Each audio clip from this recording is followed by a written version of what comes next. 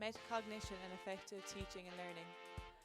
Contents. Speakers are Anne-Marie Cunniff, Orla Cooney, Liam Barrett and Ciara Murphy.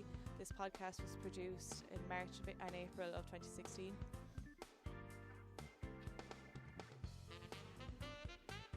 The first topic is metacognition. The second topic is metacognition in science education.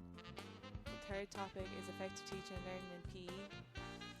The fourth topic is views of learning and teaching. And the fifth topic is the good student game. Metacognition. Metacognition refers to the knowledge about our own thinking processes. Simply, metacognition is thinking about thinking. Metacognition involves three kinds of knowledge: declarative knowledge, understanding yourself as a learner and the skills and strategies needed; procedural knowledge, knowing how to use the strategies; and conditional knowledge, knowing when and why to apply these strategies. The three skills which allow us to regulate our thinking and learning include planning, monitoring, and evaluating. Metacognition in science education, the importance of self-regulation. Some science educators believe that science education should reduce the amount of rote learning and passive lessons and should increase the amount of time given to practical and procedural understanding. What is self-regulation? Self-regulation is the ability to understand and control learning environments through the use of metacognition.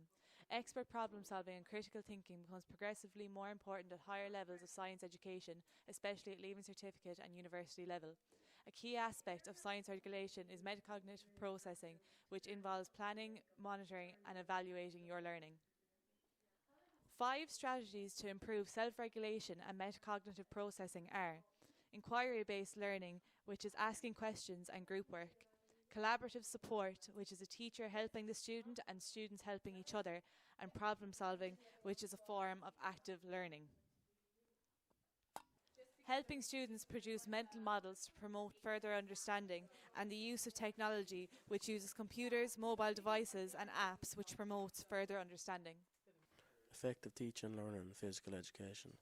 Effective teaching and learning in physical education varies from that in a normal classroom due to a different teaching environment and different, more active content.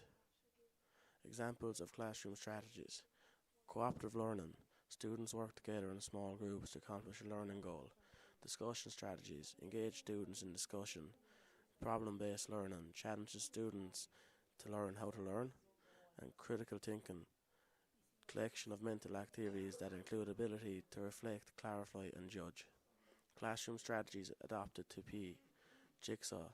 Students work in cooperative games in which everyone becomes an expert and shares their learning so all group members know the content. This is very effective when teaching the different aspects of hill walking.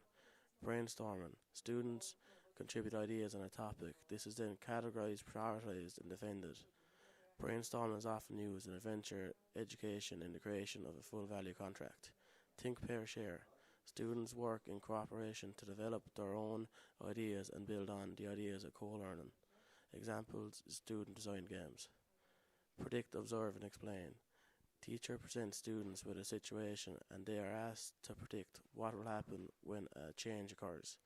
This is designed to increase activity levels as the student will predict which PE program will work best for them and conclude on this.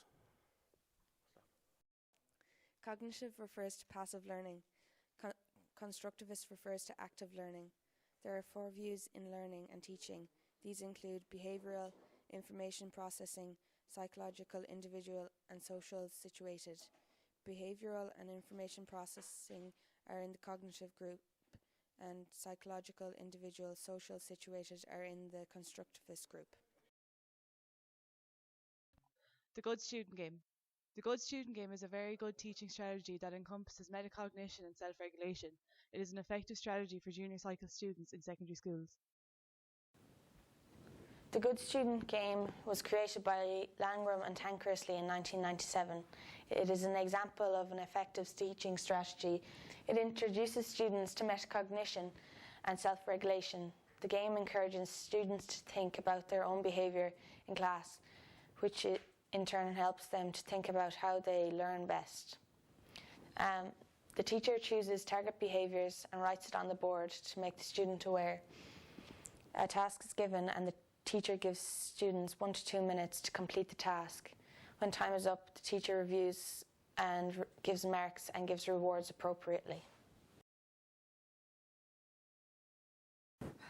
Alright, so today's lesson is going to be the water cycle. We're going to do this using the good student game.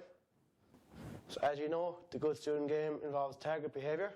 Today's target behaviour will be to sit quietly and do your work, which is, as we already saw, the water cycle. And if you do this correctly, you'll get the least ticks, and the person with the least ticks then will get 5 minutes extra break. Okay, I'm going to give you time now to get this done. So time starts now.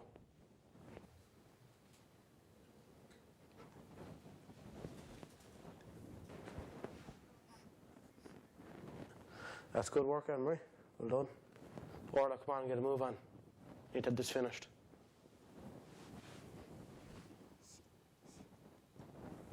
Okay, so time's up. We'll see what you've done. Well done, Anne-Marie. You've your work done. Orla, you have nothing down. That explains so why you have 2 marks. That means you won't be getting an extra 5 minutes. Anne-Marie, you will. Well done. Conclusion. In this podcast we have investigated metacognition, metacognition in science education, effective teaching and learning strategies in PE, views of learning, and the good student game.